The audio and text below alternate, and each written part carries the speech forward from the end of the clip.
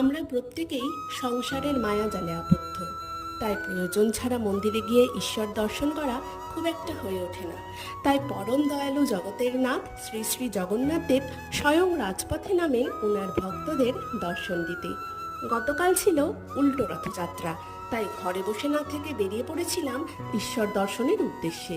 আর তার সাথে রথের দড়ি টেনে পুণ্যার্জনের আশা, সে তো বলাই বাহুল্য। সাধারণত একটি রথেই 3 ভাই বোনকে দেখা গেলেও ইসকনে 3টি আলাদা রথ বেরোয়। প্রথমে থাকেন বলভদ্রদেব, মাঝে থাকেন মাতা সুভদ্রা ও শেষ রথে থাকেন জগন্নাথ দেব। দেখুন কেমন হাজার হাজার ভক্ত নাচে গানে আনন্দে মাতোয়ারা হয়ে উঠেছে। দেব দর্শনের পর রথের মেলার জিলিপি পাঁপড় দিয়ে শেষ হলো উল্টো রথযাত্রা। আবার একটি বছরের অপেক্ষা। ঈশ্বরের আশীর্বাদে সবাই সুস্থ থাকুন। একবার দুবাহু তুলে বলুন জয় জগন্নাথ।